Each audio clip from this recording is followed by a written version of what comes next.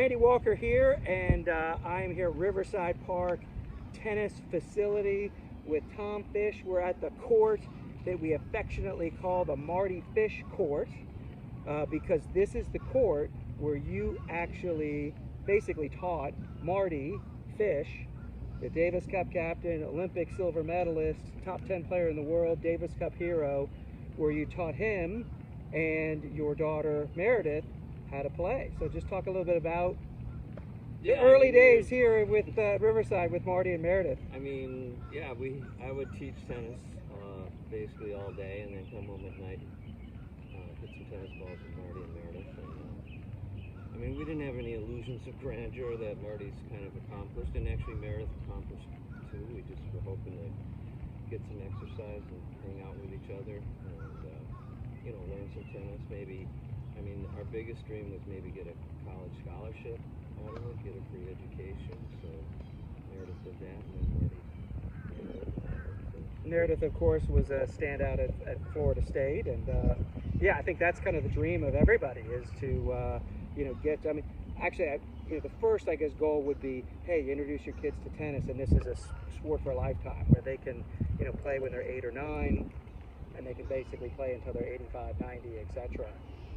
You know, and I guess the next secondary goal is, you know, play in the high school team, play college tennis, etc. And then, you know, obviously, you know, both Meredith and Mardy were overachievers. So, but just talk a little bit. I guess you guys lived in Honeysuckle Lane right back there. So yeah, we lived right across the street there on the corner of Honeysuckle and Mockingbird, and so this was the closest court to our house. We just walk on over here, and usually this court was empty at the time.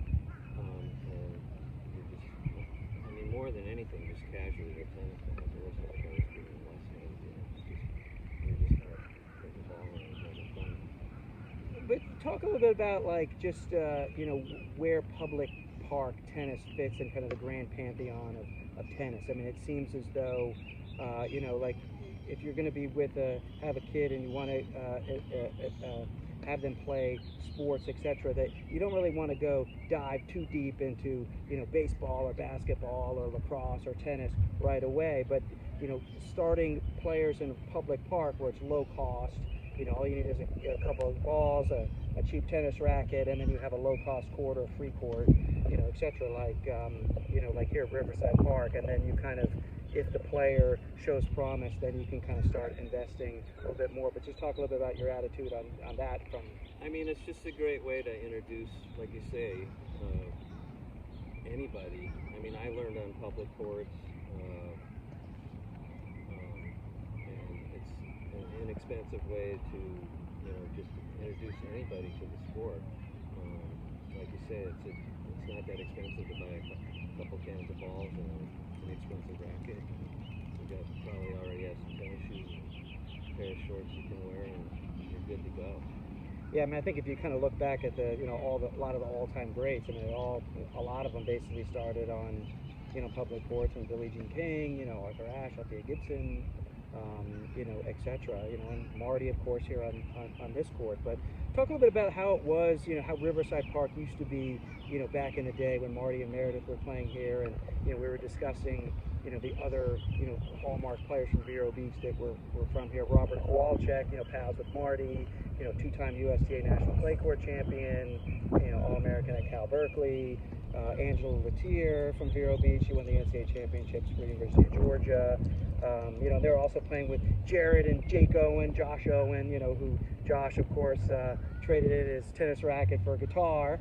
But you know, just talk a little bit about what the atmosphere was like, you know, back in the, you know, the 80s, 90s here at Riverside Park. Yeah, when it this was vibrant, especially, you know, in the summer when you had more time to play. I mean, I know Jared and Josh / Jake and Mardy were all in a USTA tennis team league, where it's a great way to start playing tournament competitively, because, you know, you're with a team, you're with your buddies, everybody's cheering each other. It's not quite as lonely as you just playing a tournament all by yourself.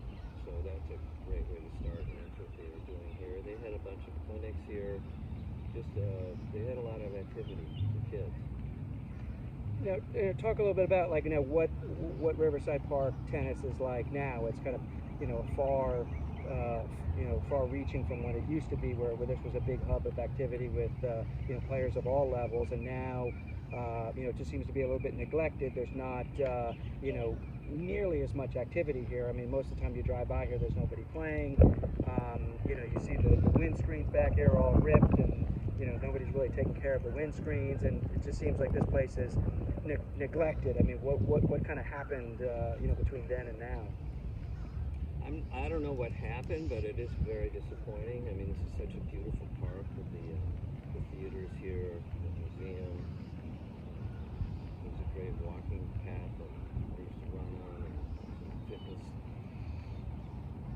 I don't know if they're machines, whatever. You can do some push-ups. Yeah, no, exactly. A little fitness trail here, which is great. Trail. Yeah. Today they have some kind of car show, so it's a very active, exciting place. And then the site itself, there's very few.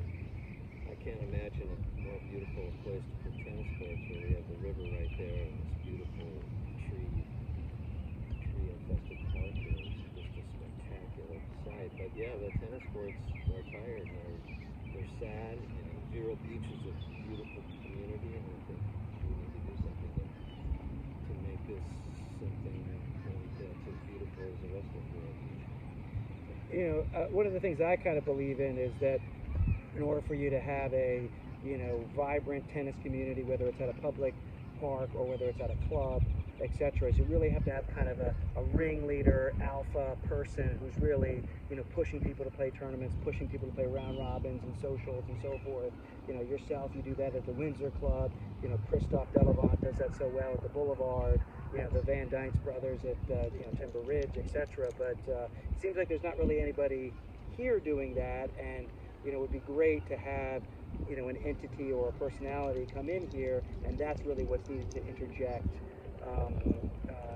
some enthusiasm here, potentially the USTA Florida section. They certainly know tennis, and they could certainly implement a lot of their programming for people of all backgrounds. But what are your thoughts on what's needed to bring this place back to the glory days of what it used to be? Yeah, I mean, that's an exciting opportunity with the USTA Florida USTA coming in here, because they do know how to run programs and get people excited about tennis and increase the play. I mean, that's what I do. That's what tennis pros do. They get people excited about playing tennis. They help them play tennis better, so they enjoy it more, get more exercise. And yeah, it's critical to have a leader. But you also have hard courts. Hard courts, I think most people that are up there in age, they prefer to play in clay courts. But on hard courts, it seems like it's more applicable to youth. And obviously with Mardy Fish Children's Foundation, promoting physical activity, i.e. tennis, to youth, that this really could be a hub for youth tennis, and to get those people introduced to the sport early on, and particularly those that are disadvantaged, that can't join the country club or spend hundreds of dollars a week on tennis lessons, that this is really kind of the perfect place for youth tennis. Yeah, exactly. I mean, it's a, if you really want to be a player, it's important to play on all surfaces. We don't have many hard courts. We're pretty spoiled in Vero Beach. It's almost all clay courts. Yeah. But it's important to learn how to play on hard courts. And I mean, even adults, you're not going to kill yourself playing on hard courts. It's a great experience too. It's a different type of game. How they use different strokes. It's important to play on hard too. The thing that I always do is, whenever there's a soaking rain in the morning, and the clay courts are out of commission, I always come here, because I always know it's only going to take, an hour in the Vero Beach sun, to get out here, so I can get an exercise even when the courts are wet. But yeah, also things like Special Olympics, love serving autism, wheelchair tennis. A public park is, particularly a public park, is open to all sorts of tennis for all sorts of different special populations and, socioeconomic backgrounds, racial backgrounds, etc. And, what better place to do that than a public park? Yeah, I mean, we did have USTA junior tournaments here. had some adult tournaments here. We had USTA women's and men's leagues here. So it was a lot. So what would you do, in closing, what would you like to see Riverside Park become in the next few years, few months, few years, down the road? What would you like to see Riverside Park tennis be in the years to come? Well, just getting the excitement about playing tennis here would be huge, and then beautifying the facility would be an important part of it. Just like I said, the beautification of this area. This is beautiful.